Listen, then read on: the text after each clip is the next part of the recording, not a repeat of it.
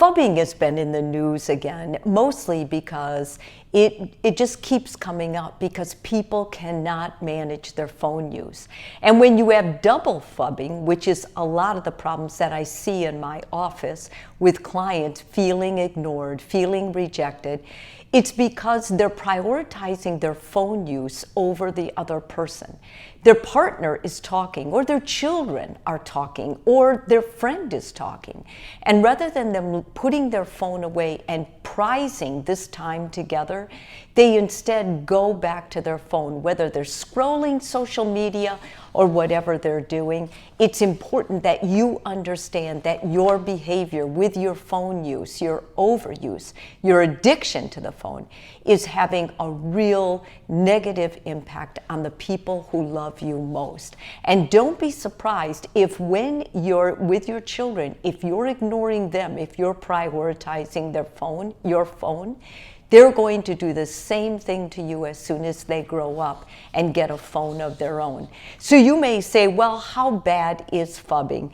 It's really messing up with people's mental health, their self-esteem, and the overall health of their marriage. And these are the things I'm seeing as a psychotherapist that's working with marriages, couples, and individuals who are trying to have the best relationships they can.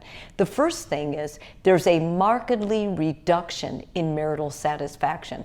Let's face it, if you want to talk to your partner, but your partner is prioritizing their phone over time with you, you're going to feel different about them. You're not going to feel as close or connected. So therefore, it also robs you of an intimacy, an emotional intimacy, as well as a physical intimacy.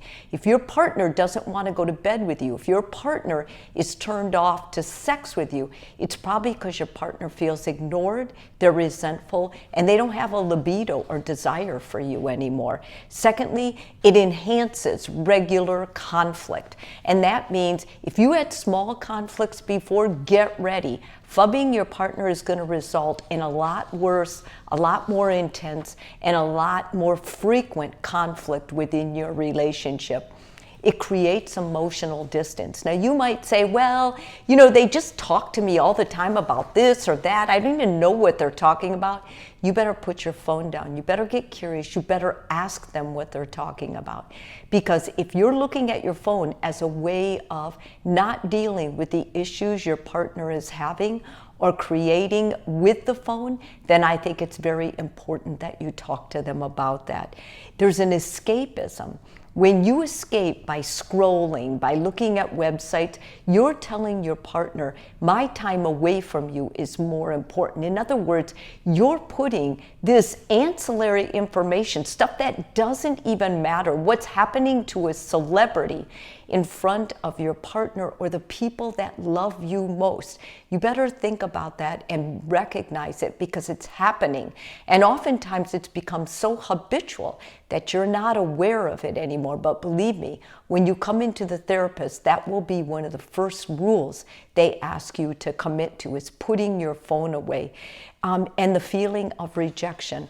When your partner feels rejected by you, that betrays trust. Let's face it, when I talk about cheating, whether it's financial cheating, emotional cheating, cyber cheating, or physical cheating, too much phubbing, too much phone use is a real form of betrayal and cheating, because you're basically cheating your partner out of that time spent in dialogue with each other. What could be enhancing your relationship is causing resentment and turning it apart. So what can you do? Well, it'd be really great if you see a therapist, and you will if you continue to overuse your phone, because eventually the marriage will get so negative that neither of you wants to be married to each other.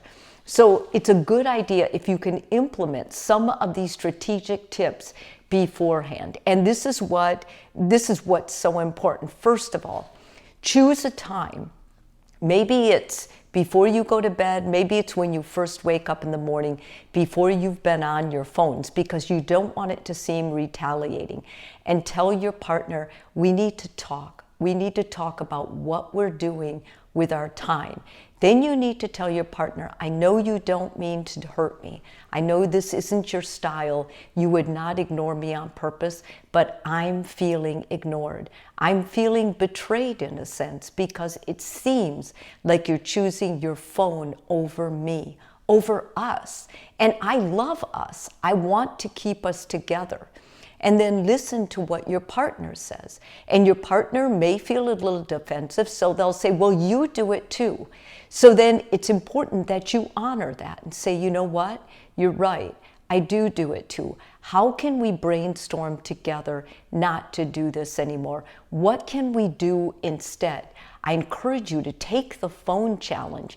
Take time away from your phone. Put it away. Instead, go out with your partner, play games, put puzzles together, do things that the two of you can do without your phone, and then talk about it.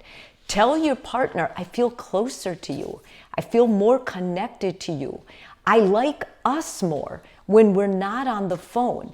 Phones are wonderful, but they're not wonderful when they're not managed. And like any time terrorist, unless the couple commits to the relationship and says, enough with the phones, we're not going to let our relationship get destroyed because we don't have the self-control over our phones. Maybe your partner's better at helping you put it away. Maybe you're better at helping your partner, but you're both in charge of your relationship. You're both co-creators of this relationship. Prize your relationship more than the phone.